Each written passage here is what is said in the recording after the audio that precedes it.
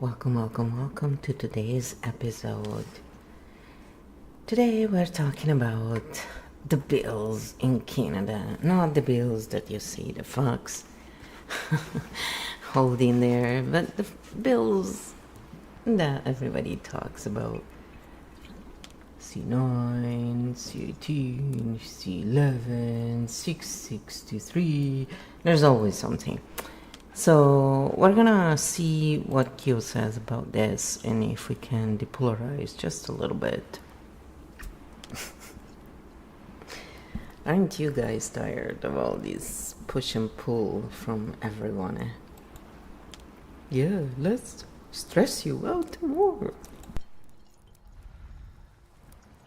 Short answer, some censorship-type laws did pass in Canada, but not all of them. It depends which bill you mean. The main ones people call censorship bills. Number 1, Bill C-11, Online Streaming Act, passed, became law in April 2023, expands regulation of online streaming platforms, YouTube, Netflix, etc., under the broadcasting system, gives the CRTC more power over digital content rules. Supporters, promotes Canadian content. Critics, worry about algorithm influence visibility control. Hammer 2, Bill C-18, Online News Act, passed, became law in June 2023, forces big platforms, Google, Meta, to pay news organizations. Real-world effect. Facebook, Instagram blocked news in Canada, changed how Canadians access news online. 3. Bill C-63, Online Harms Act, did not pass, proposed in 2024, targeting harmful content, hate speech, etc. Died in early 2025 when Parliament was dissolved. This is the one many people recently call the censorship bill.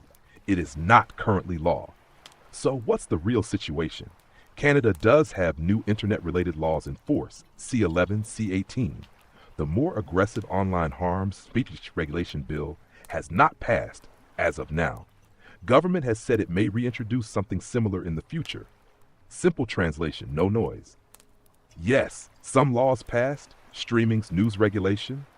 No, the stricter online speech control bill did not pass. Maybe future version could come back. If you want, I can break down what actually changes for a regular person posting online versus what mostly affects big platforms. That's where a lot of confusion comes from.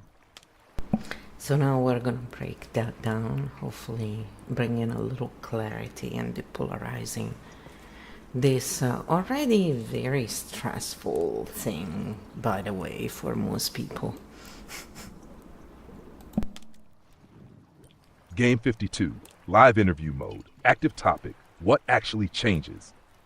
All right, flow, clean split, no noise. This is where most people get confused, so we separate real effect versus perceived effect.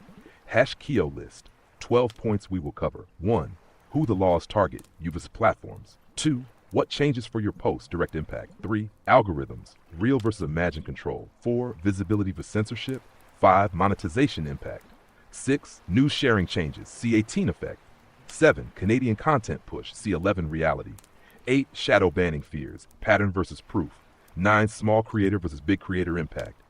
10, what did not pass, C-63 clarity. 11, where risk actually exists.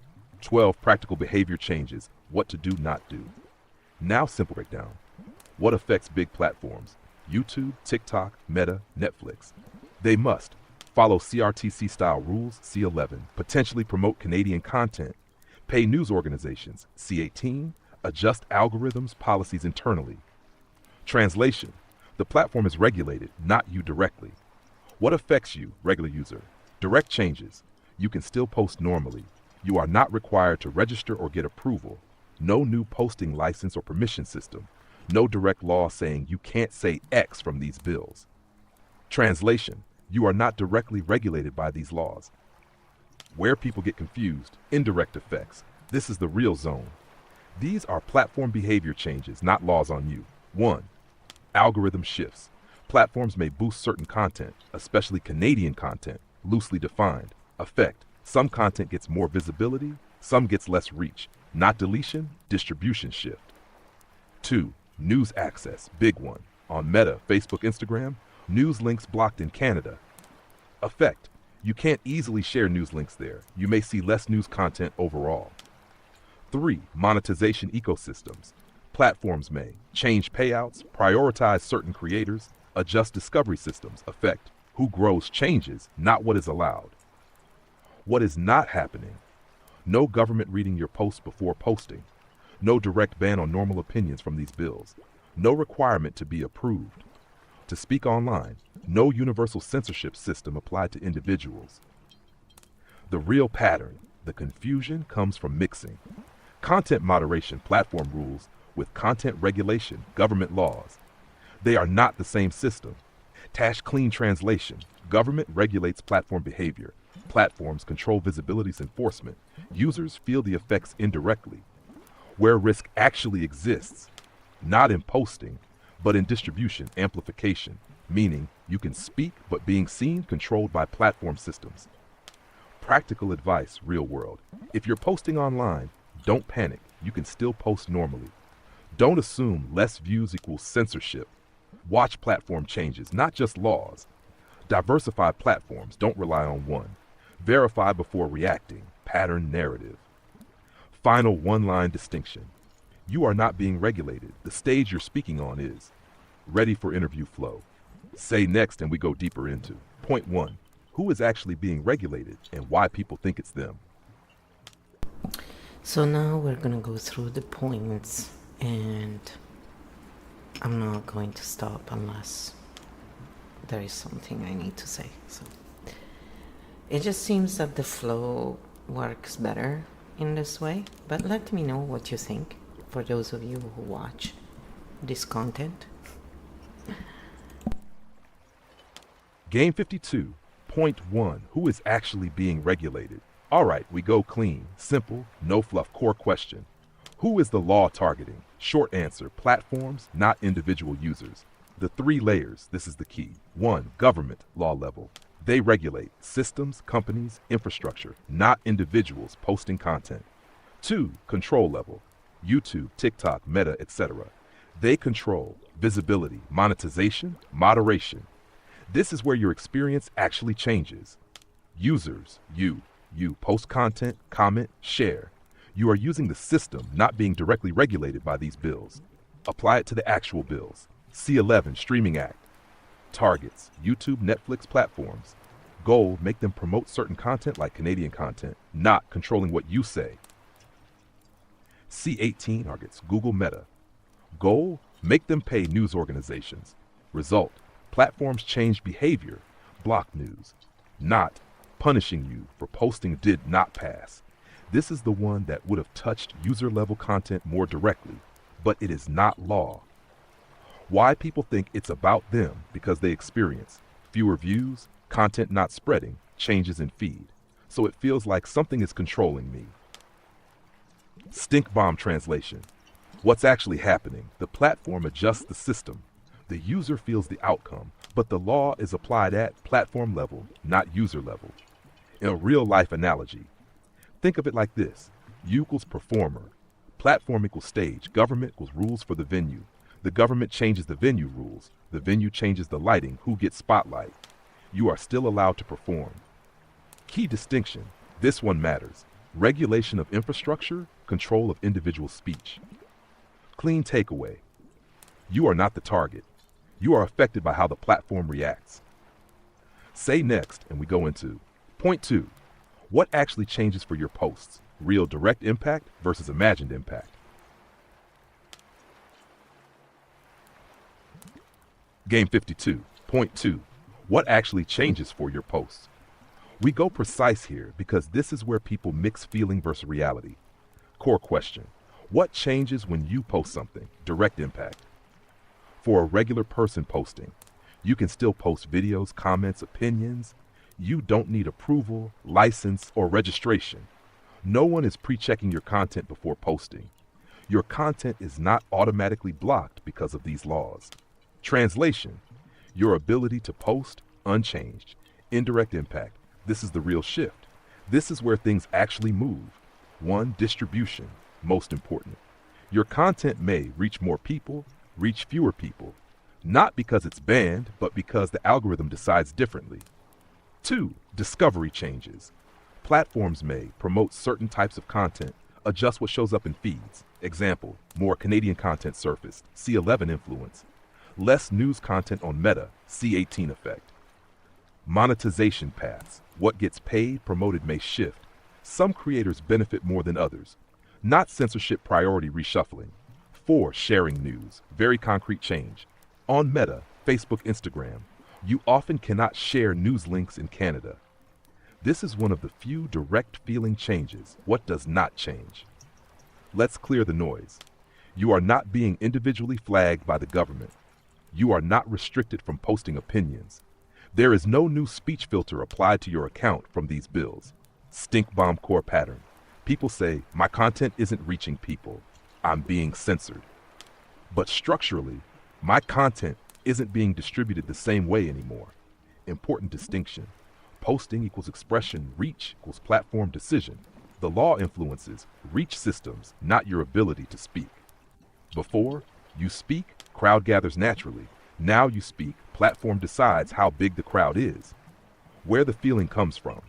Humans experience less engagement, slower growth, inconsistency.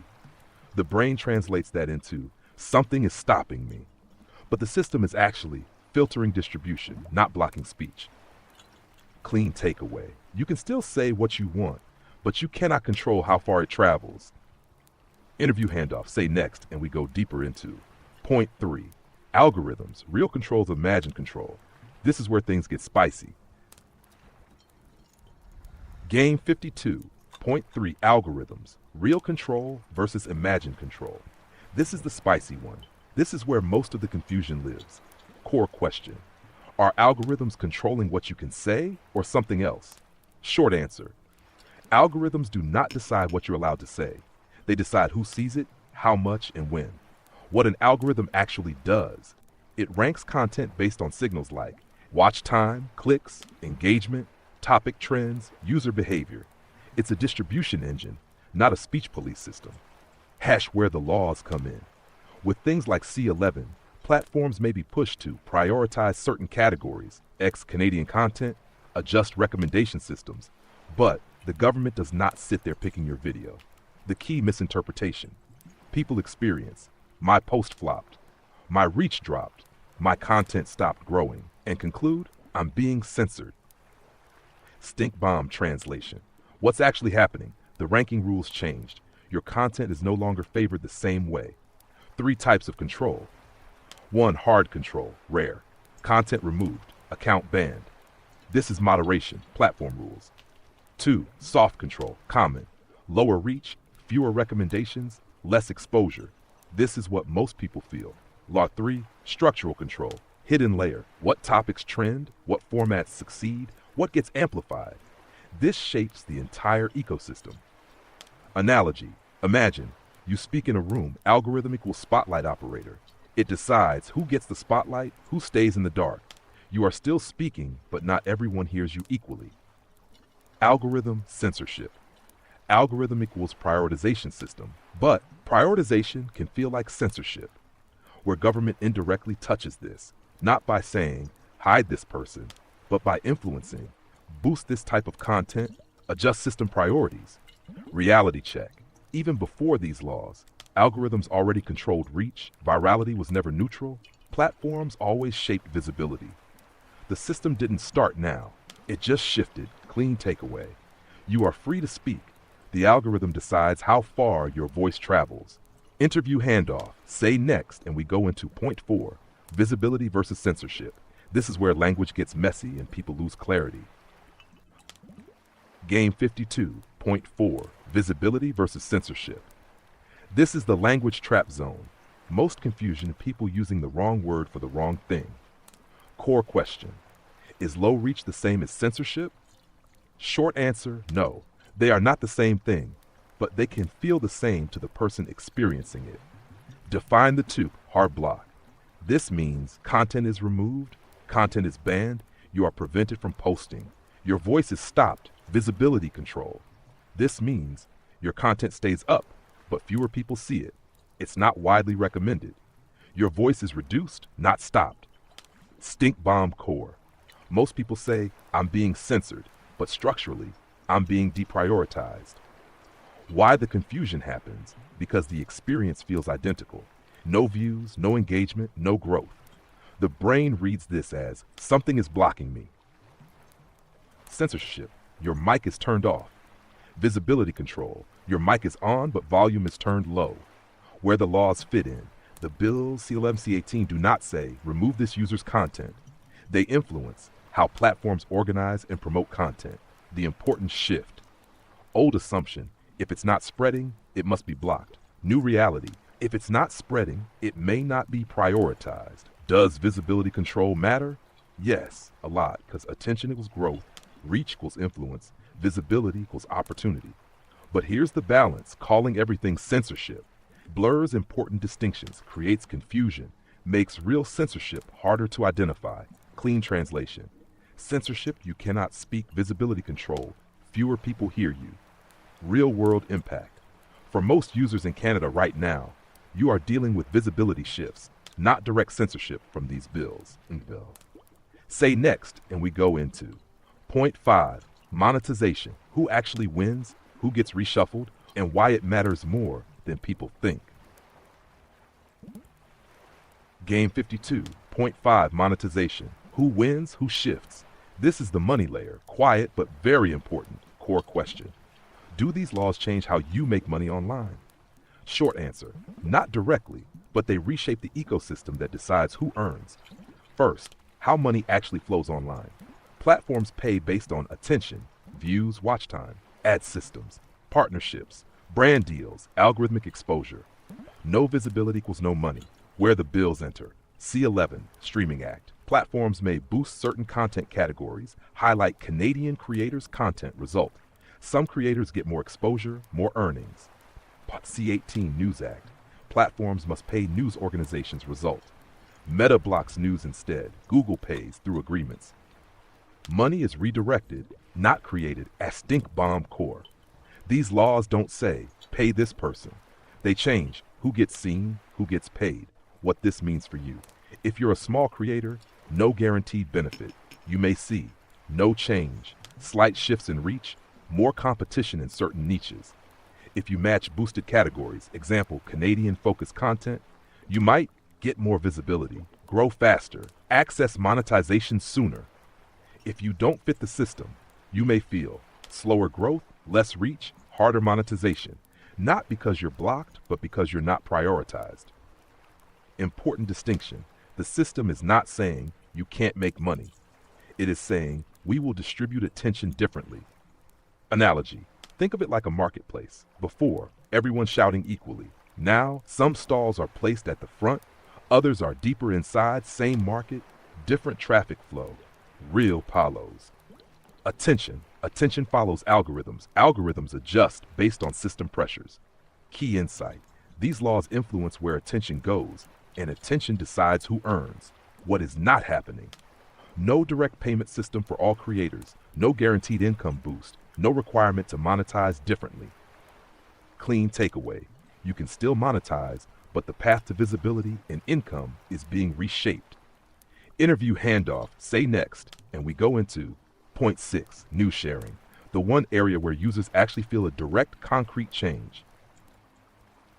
Game 52, point 6, news sharing, the one you can actually feel.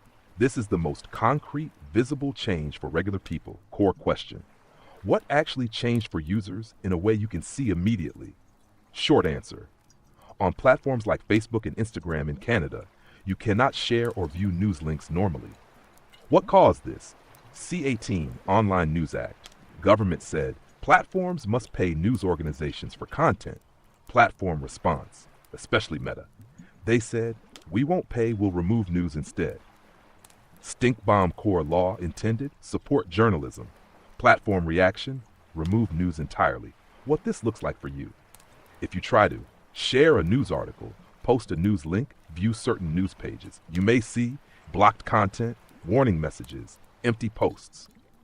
What you notice over time, less news in your feed, fewer discussions based on news links, more secondhand or opinion-based content. Important distinction, the government did not say users cannot share news, but the platform made it, effectively impossible in many cases. Analogy, Before, news flows through the platform. Now, the platform removed the news lane. Entirely, you can still talk, but the source material is missing real-world effect. This creates information gaps, reliance on screenshots, summaries, more he said, she said content. Second order effect, important. When original sources disappear, narratives increase, verification decreases, confusion grows. Who this affects most? Regular users trying to share news, small creators discussing current events, independent journal. What still works? You can talk about news, summarize news, discuss events. You just can't easily link to sources on some platforms. Clean takeaway. This is not about your speech being restricted. It's about access to sources being reduced on specific platforms. Interview handoff. Say next, and we go into point 7, Canadian content. What that actually means versus what people think it means.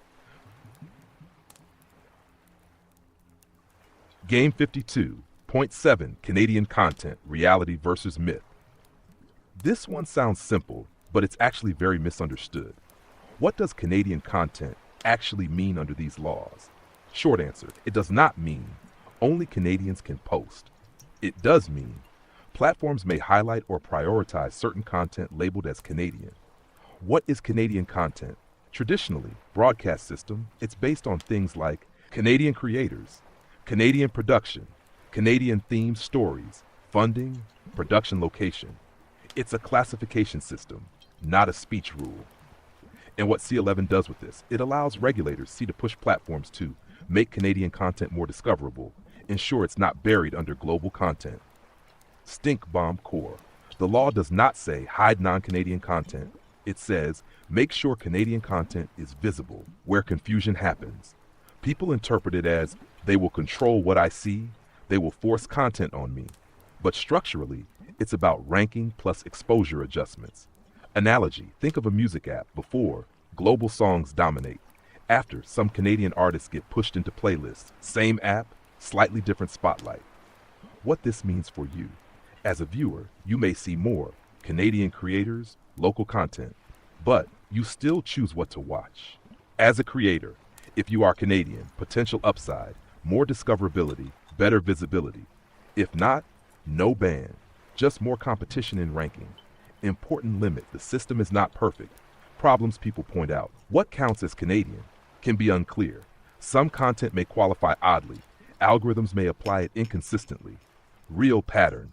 This is not about control of speech. It is about cultural prioritization through algorithms. Key distinction. Content classification, content restriction. What is not happening? No rules saying you must make Canadian content. No penalty for posting non-Canadian content. No forced viewing. Clean takeaway. Canadian content is about visibility boosting, not speech limiting. In interview handoff, say next, and we go into point 8, shadow banning, real phenomenon versus misunderstood pattern.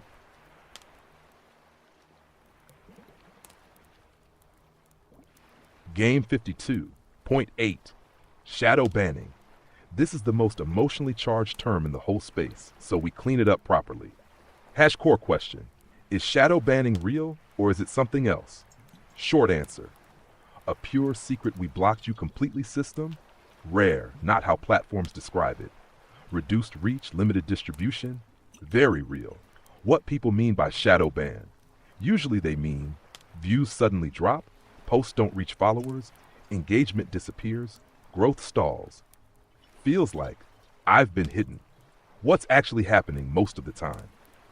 Algorithmic deprioritization. Content gets shown less, recommended less, pushed down in feeds, not removed, just not amplified. 2. Content classification shifts. Your content may be tagged as low engagement, sensitive topic, non-priority category. Result, less reach. 3. Audience behavior change, followers less active. Different trends, platform saturation. Looks like suppression, but is sometimes just market dynamics.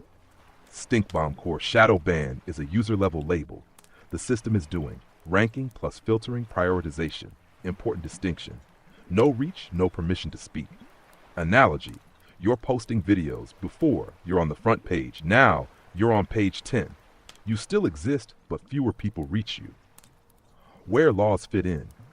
The bills C11, C18 do not say shadow ban this user, but they can influence what categories get boosted, how ranking systems are tuned, why this feels personal, because creators experience sudden drops, inconsistency, lack of explanation. Brain fills the gap with I'm being targeted. Platforms are opaque, not transparent, constantly changing systems. So it feels intentional, even when it's structural. What is rare? A coordinated secret hide this specific user completely without other signals. Clean takeaway. Shadow banning as total invisibility, mostly myth. Reduced reach due to system ranking was very real. Final translation. You are not invisible, you are less amplified. Interview handoff. Say next and we go into point 9. Small creators versus big creators. Who actually game 52. Point 9. Small versus big creators. Who feels it most? Now we zoom out because this is where impact is not equal. Core question. Do these changes affect everyone the same way? Short answer, no. Small creators feel it the most. Because big creators already have audience, momentum, recognition. Small creators depend on discovery, algorithm exposure, being picked up. Big creators, they have loyal followers, direct traffic, brand recognition. Even if algorithms shift, people still search for them. They still get baseline views. Small creators, they rely on recommendations, algorithm boosts, trending systems. If distribution changes, their visibility can drop fast. Growth can stall completely. Stink bomb core. The system doesn't need to block small creators. It just needs to, not pick them. The visibility ladder. Think of it like levels. 1, invisible. 2, discovered. 3, growing. 4, established. 5, dominant. Small creators live between level 1 to 2. That's where algorithm changes hit hardest. An analogy. Big creator has a store with regular customers. Small creator has a stand relying on foot traffic. If traffic shifts, store survives, stand struggles. Where the laws indirectly impact this. When platforms adjust for Canadian content, monetization priorities, news changes, they reshape who gets discovered first. Key insight. Growth equals exposure, timing, but system alignment. Small creators depend on all three. Real world effect. Small creators may feel, I'm not being seen. I can't grow anymore. Something is off, which gets interpreted as something is blocking me. What is not happening? A rule saying small creators can't grow? A system targeting individuals directly. Clean takeaway. Big creators equal stability. Small creators equal sensitivity to system changes. Final translation. The smaller you are, the more the system matters. Interview handoff. Say next, and we go into point 10. What did not pass? C63 clarity and why people still think it did. Game 52, point 10. What did not pass? This is the big confusion anchor. A lot of people are reacting to something that is not actually law. Hash core question. Did the online harm censorship bill pass? Short answer, no. Bill C63 did not pass. What C63 was, the proposed Online Harms Act aimed to regulate harmful online content, create stronger moderation obligations, introduce stricter rules around certain types of speech, increase platform accountability. This is the one people associate with censorship, speech control, heavy regulation. Current status. The bill was introduced, debated, never became law. It died when Parliament was dissolved early 2025. Stink bomb core. People are reacting as if C63 is already active, but reality, it is not enforced. Why people think it passed. Mixing multiple bills, people combine C11 passed, C18 passed, C63 not passed into one idea, the censorship bill. 2. Media social amplification. Headlines simplify, clips remove nuance, discussions merge topics, result blurred understanding. Feeling matches the story. People feel less reach, system changes, platform shifts. So the brain says that law must be active. Important distinction. What exists now? Platform regulation, C11, C18. What does not exist? Direct user-level speech control from C63. Could it come back? Yes, likely in some form. Governments often revise, reintroduce, rename bills. Analogy. Think of it like a rule being proposed. People react like it's already being enforced. What is not true right now? No active law from C63 restricting your personal posts. No new federal online speech police system from that bill. Clean takeaway. The strict online harms bill equals not law. The effects people feel, mostly from platform changes, other laws. Final translation. The scariest bill people talk about did not pass. Interview handoff. Say next and we go into point 11. Where risk actually exists, real versus imagined concerns going forward.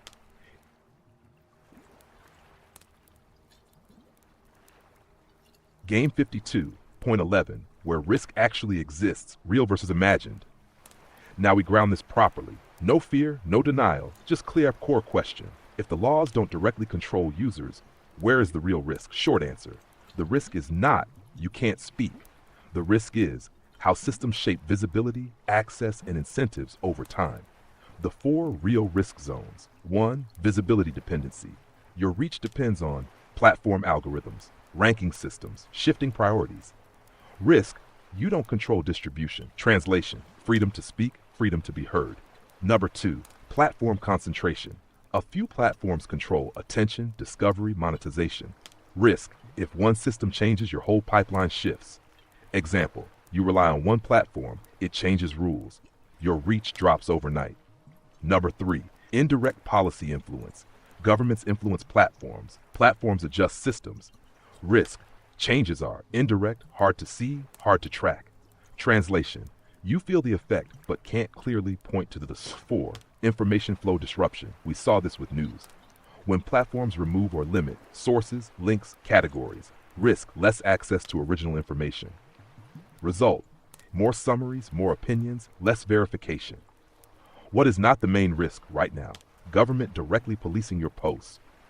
You being individually targeted by law, a universal speech control system. The real shift. From can I say this to will this be seen? Analogy. You're speaking in a city. Before, open streets. Now roads, signs, and traffic patterns are being adjusted. You can still move, but routes change. Meta insight. Power is not only in what is allowed, it is also in what is amplified. Stink bomb core. Control of speech equals obvious. Control of attention equals subtle. Subtle systems are harder to detect, but often more influential. Clean takeaway. The risk is system-level influence, not direct personal restriction. Final translation. You are free to speak, but the system shapes what becomes visible, influential, and profitable. Interview handoff. Say next, and we close with point 12. Practical behavior. What to actually do. Clear, grounded navigation plan. Game 52. Point 12. What to actually do. Real-world navigation plan. All right, Flo, we close this clean. No fear, no hype, just usable moves. Core question. Given everything we just mapped, how should a normal person operate online? Shush 1. Don't panic. Post normally. You can still speak, create, share. Translation. No need to self-censor out of fear of these bills. 2. Separate posting from reach. Ask yourself, am I being blocked? Or am I not being distributed the same way? This keeps you grounded in reality. 3. Diversify your presence. Don't rely on one platform. Use 2 to 3 platforms minimum. Email list, if possible, backup channels. Because platforms shift, your voice shouldn't depend on one system. 4. Watch patterns, not headlines. Instead of reacting to, this law will control everything, look at what actually changed, what you can verify, what you experience over time. 5. Build direct connections. Algorithms can change, people remembering you, stable. Do consistent style, recognizable tone, repeat audience touch points. 6. Expect fluctuation, normalize it. Reach will go up, go down, change unpredictably. This is not always, something is wrong. 7. Verify before reacting. When you hear new censorship law, ask, did it actually pass? What does it really affect? Who is targeted? 8. Understand platform power. Platforms decide reach, monetization, visibility. So your strategy should adapt to systems, not assumptions. 9. Don't confuse feeling with structure. Feeling, I'm being suppressed. Structure, my content isn't prioritized right now. 10. Use multiple content paths. Example, short form discovery, long form depth, direct communication. 11. Stay flexible, systems evolve, creators who adapt survive. Not by fighting the system, but by understanding it. Keep your internal compass, the most important layer. Clarity, discernment, grounded thinking, because confusion spreads faster than control systems. Final synthesis, whole map. You can still speak. Platforms shape visibility. Laws influence platforms. People feel the effects indirectly. Final stink bomb translation. You are not being silenced. You are navigating a changing system of attention. One line closer. Freedom of speech remains, but attention has rules. If you want next, we can turn this into a clean scroll, PDF monetizable guide, or do a real example breakdown. Your channel versus system shifts. So now we're gonna analyze this video here that I shared in chat. And it's because it's about C9, and again it's about bills. Whether we look at one bill or the other, they're all unpleasant, it seems, these days. So here, Q analyzes that, and then we're gonna show the difference between non-polarizing way of showing, right, and the way they do it to polarize all the way, usually to sell something. Game 52, Stink Bomb Mode 7 Video vs. Reality Map.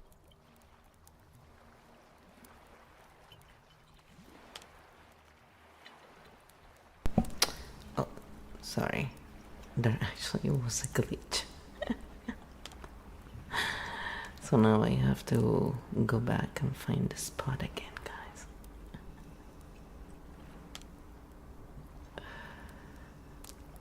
It's a bit of a chat. Oh, I'm in the wrong chat. I don't know how I got there. Good Lord. I was like, yeah, this doesn't look like it. So you get to experience some actual human time here, which is a nice break, because I'm sure Kyo's voice probably puts you to sleep a little bit. It's a little relaxing, but it can be monotonous, I guess. It's not like a human voice, really. I'm still going up a bit because we did have a good conversation about this video. So Kyo is going to break down that video I shared with you, and you can watch it later if you want to. It's always interesting, you know, bring them some more traffic. And we're gonna give applicable skills after as well. So we try and bring it down always in grounding. So alright, so here we are. I think this is the correct one, guys. Game 52, Stink Bomb Mode 7 Video vs. Reality Map. Alright, Flo, this is a perfect case study. We're not attacking the creator, we are mapping the structure, Shulker. Step 1. What type of message is this? This is a high urgency persuasion format. Key signals. 6 days, that's all we have. This fundamentally changes everything. No going back. Act now, sign petition. Translation. This is designed to trigger action quickly. Step 2. What is the core claim? The video claims. Bill C9 will regulate belief, regulate speech, lower threshold for hate, allow punishment for expression, including religious, framed as direct control over individuals. Step 3. Where it diverges from our map, let's overlay it with what we built. Claim. This will control what you can say. Reality. C11, C18 do not regulate individual speech directly. C63 did not pass. The video is projecting a future scenario as current risk. Claim. This changes everything immediately. Reality. Laws move slowly through multiple stages with legal challenges, not instant system takeover. Claim. Speech becomes criminal at a lower threshold reality. This depends on exact wording of a bill, court interpretation, charter challenges, very important in Canada. Missing context. Canadian Charter of Rights and Freedoms acts as a constraint. Claim. You could be jailed for belief scripture. Reality check. This is a high-end interpretation, worst-case framing. Not established law, not currently happening under past bills. Step 4, stink bomb pattern analysis. Now we go structure. Pattern 1, future collapse framing. If this passes, everything changes, no return. Effect, compresses time, removes nuance, pushes urgency. Pattern 2, intent merging, mixes. Existing laws, proposed laws, hypothetical outcomes. Result, viewer cannot distinguish what is real now versus what could happen. Pattern 3, moral frame elevation, positions issue as faith, conscience, freedom. Effect, raises emotional stakes significantly. Pattern 4, call to action loop, petition, share, urgency countdown. This is a conversion funnel, not just information. Step 5, what is fair versus what is stretched? Fair concerns, valid zone. Governments expanding definitions of harm. Risk of vague language in law. Long-term precedent concerns. Importance of protecting free expression. These are legitimate discussion points. Stretched, amplified zone, presenting future risk as current reality, implying immediate personal control over belief, collapsing multiple bills into one threat, removing system layers, platform versus law. Step 6, clean side-by-side, video frame. You are about to lose freedom of speech. Structural math. Systems influencing platforms are evolving, but direct user speech is not currently regulated by these past bills. Step 7, why this works. Because it hits. Fear of loss, identity, belief, religion, values, urgency, distrust of institutions. Very powerful combo. Final stink bomb rating, stink petals. Not pure misinformation, but high emotional amplification, blurred distinctions, urgency-driven framing. Final translation. The video is not purely wrong. It is compressed, dramatized, and future projected. One-line difference video equals immediate personal threat. Reality, system-level shifts with potential future implications. If you want next level, we can break this same video into fact versus opinion versus value versus prediction, line by line, or compare it to another creator with opposite framing. So then I said, yes, break this video in sections so people can understand the difference between how we present and how videos like this do. It's kind of a disservice, in my opinion, that a lot of people do, but hey, it's what the algorithm pushes, right? We all know the algorithm knows best. So here we go. Game 52, video breakdown pattern map. We go clean, surgical, no personal attack, only structure. Section 1, opening hook. Video says, 6 days. That's all we have. Urgent call to action. This is happening quietly. What type of claim is this? Emotional plus urgency framing, not factual claim. Pattern used, countdown pressure, scarcity of time, hidden threat framing. How we would say it. A bill is scheduled for discussion soon. Let's look at what it actually does and what stage it's in. Difference video equals urgency first. Key equals structure first. Section 2, no tanks, no warning. Video says, it doesn't look dramatic, it comes quietly. By the time you notice, it's too late. Claim type, historical analogy plus emotional priming used. Invisible threat narrative. Inevitability framing. You won't see it coming. Some policy changes are gradual and technical. That's why it helps to look at the actual wording and process. Difference video, fear of unseen danger. Key equals, explain complexity. Section 3, core claim. Video says, this fundamentally alters your relationship with speech, belief, conscience. Who decides what you're allowed to believe? Claim type, prediction plus interpretation, not established fact. Pattern used, scope expansion, everything changes, personal impact projection, authority framing. This bill proposes changes related to harmful content. The key question is how it would be interpreted and applied in practice. Difference video equals conclusion stated as fact. KEO equals separates proposal versus outcome.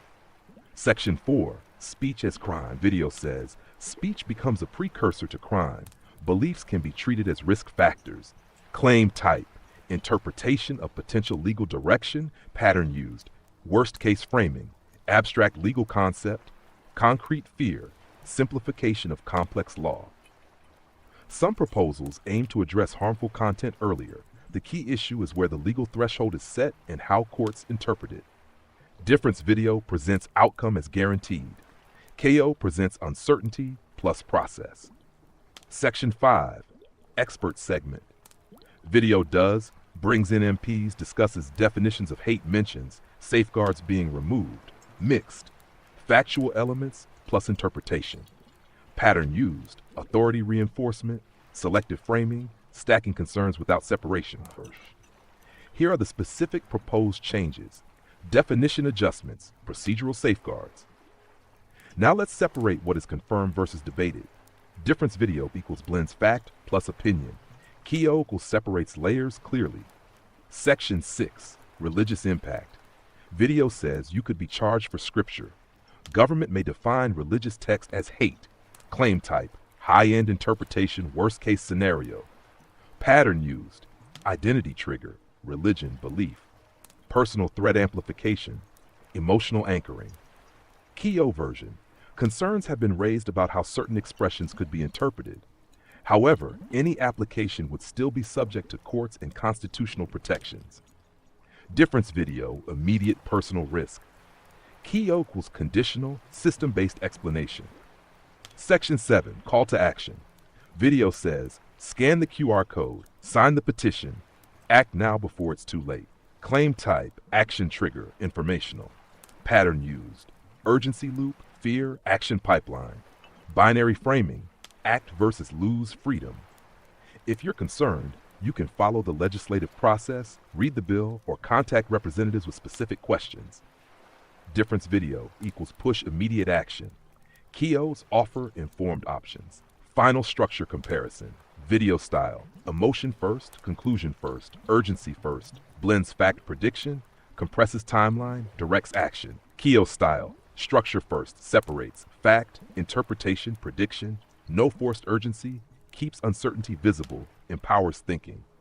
Final stink bomb summary. The video is persuasive, emotionally loaded, partially grounded, but structurally compressed. Stink pedals final, strong persuasion mechanics, reduced clarity between layers. One-line translation video. Act now or you lose everything. KEO, let's map what's real, what's possible, and what's unknown. If you want next level, this would be for your content. We turn this into How to Spot Persuasion in 30 Seconds mini training. So I said yes, because I think this is what people truly need. It's not just about talking about stuff, it's also how do we build the skills. And usually people try and sell you something at that point, which really makes me mad actually, because I think at least close the loops a little, you know, you open them, so close them, and then for the people who want to go deeper, offer that, that's fine. So that's why we try and always close those loops, because if you do decide to support our work, it's gotta be out of you actually wanting to support our work, not you trying to soothe yourself because your nervous system is left in this endless open loops. But, you know, they are viral and we are not, right? Clearly what they do works for them. Yes, that is exactly the clean difference. We do not open fear loops just to sell the bandage after. We give people something they can use immediately. So let's build the practical part. Game 52. How to spot persuasion in 30 seconds, a mini training people can use on any video. What this training does, it helps people tell the difference between information, interpretation, prediction, persuasion. That alone closes a ton of confusion. The 7 quick checks. 1. Ask, what is the actual fact here? Look for names of bills, dates, what stage it is in, exact wording if given. Example, Parliament returns in 6 days equals fact type claim you can verify. This ends free speech, not a fact. That is a conclusion. Separate the verifiable part from the dramatic part. 2. Ask, is this a fact, an interpretation, or a prediction? This one is gold. Fact, the bill is scheduled for review. Interpretation, this bill is dangerous. Prediction, Once this passes, there is no going back. None of these are the same thing. Skill, when people blend them together, confusion goes up. Ask, is urgency being used to reduce thinking time? Watch for, only 6 days. Act now, before it's too late. This is your last chance. Urgency is not always false, but it often makes people skip the step of checking. Skill, when you feel pressure, slow down on purpose. 4. Ask, is the video explaining the system or pushing a feeling? System explanation sounds like what the bill is, what stage it is in, what it directly changes, who it affects. Persuasion first sounds like fear, betrayal, doom, identity threat. They are coming for you. Skill, notice whether you are learning a map or absorbing a mood. 5. Ask, are different things being merged together? This is a huge one. Videos often merge past laws, proposed laws, amendments, committee debate, worst case outcomes. Then it all feels like this is already happening. Skill, pull them apart. Ask, what has passed? What is proposed? What is just someone's fear about the future? Ask, what action is the video trying to get from me? This is the funnel check. Common actions: sign petition, share video, subscribe, join movement, donate, stay emotionally activated. This does not make the video automatically bad. It just tells you this is not only information, it is also a conversion tool. Skill, when there is a call to action, double the clarity check. Ask, what would a calmer version of this sound like? This is the fastest detector of all. Take the claim and rewrite it in plain language. Video version, this fundamentally destroys freedom. Calmer version, this proposal raises concerns about how speech may be interpreted. If the calmer version still holds, there may be a real issue. If the whole message collapses without drama, it was leaning too hard on drama. Skill, rewrite the claim without the adrenaline. The 30-second method when watching any heavy video, ask these 4 things fast. 1. What is the fact? 2. What is the interpretation? 3. What is the prediction? 4. What action am I being pushed toward? That alone will clean up a lot. Applying it to this video quickly. Fact, a bill is being discussed, political figures are opposing it. Interpretation, it threatens freedom of conscience, religious expression. Prediction, if it passes, ordinary people could be targeted and Canada changes deeply. Action, sign petition, share, apply pressure now. See, once split apart, it stops feeling like one big mystical truth blob. Why this matters: people are not stupid. They are often just taking in facts, opinions, fears, rhetoric, all as if they are the same substance. They are not. And once you can tell them apart, you get your mind back. The Keo field difference, many channels do this. Open loop, you are in danger, you need me to translate it. Follow for part 2, join to learn more. We do this. Closed loop, here is the tool. Use it today, test it yourself. Keep your own mind. That is the whole ethics difference. A clean closing script for the episode. If a video makes you feel panic, don't ask first whether it is right or left. Ask what kind of claim it is making. Separate fact from interpretation, interpretation from prediction, and prediction from persuasion. That is how you keep your thinking while everyone else is trying to rent it. Next we can do 5 practice examples so people can train this skill live. Well, at this point, as I said, we need some grounding because we kind of covered a lot, and for a lot of people this is triggering. But that's why we're doing this, is to try and help you so you can ground and so it doesn't feel impossible most of the time. You'll still feel hurt sometimes, and we still need to talk to someone sometimes and just let it go. But this kind of understanding patterns, knowing how to ground, really does make a huge difference if people give it a chance and try it out. But it's a personal choice, and ultimately when people are not ready, no amount of guilt tripping and shame will make them ready. We need to respect people's times, and sometimes that is hard when we are next to loved ones who are going through a hard time, and we can't really speed it up. But I find that what helps a lot is non-judgment and actually trying to help in real ways rather than just talk like a lot of people do. So this is one of those real ways where we'll show the patterns, talk about the patterns, give you the tool to do it yourself, but also show different ways to ground. Because ultimately, that's a superpower. Game 52, final grounding, the 12 archetypes reset. All right, Flo, we bring everyone back into center, no noise, no urgency, just nervous system, clarity reset. Intent, we just analyzed, laws, media, persuasion. Now we return to self-regulation, clear perception. Step 1, arrive, all archetypes. Take a slow breath in and out. Nothing to solve right now, nothing to react to right now, you're just here. The 12 archetypes, balanced state. We don't fight information, we meet it in balance. 1, the siren, feels emotional pull. Balanced, I notice what I feel, but I don't drown in it. 2, the vixen sees strategy, angles. Balanced, I can see patterns without assuming intent everywhere. 3, the chaos jester sees absurdity. Balanced, I can laugh without dismissing everything. 4, the corporate titan sees systems power. Balanced, I observe structure without turning everything into control. 5, the wisdom merchant seeks meaning. Balanced, I allow multiple interpretations, not just one truth.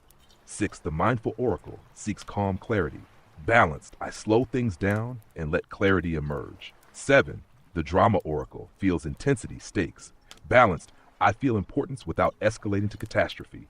8, the fox shadow detects manipulation. Balanced, I see patterns without assuming everything is manipulation. 9, the fox ascendant integrates insight. Balanced, I connect patterns without forcing conclusions. 10, the architect origin sees structure. Balanced, I map what is real, step by step. 11, the architect Primarch holds the whole system. Balanced, I see multiple layers and allow them to coexist. 12, the Chimera core integrates all states. Balanced, I can feel, think, observe, and choose at the same time. Step 2, release the hooks. Gently notice urgency, fear, need pressure, need to react, just a little. You don't need to resolve everything today. Step 3, return to clear thinking. Say internally, I can look at information without being pulled by it. I can separate what is real, what is possible, and what is unknown. Final stink bomb grounding. Not everything urgent is true, not everything calm is safe, but clarity comes when you are not being pushed. Final state. You are informed, grounded, able to think, not rushed. 1 line reset. You don't need to react fast to think clearly. When you're ready, we can do live drills, where I give examples and you classify them in real time. This is where people really lock the skill in.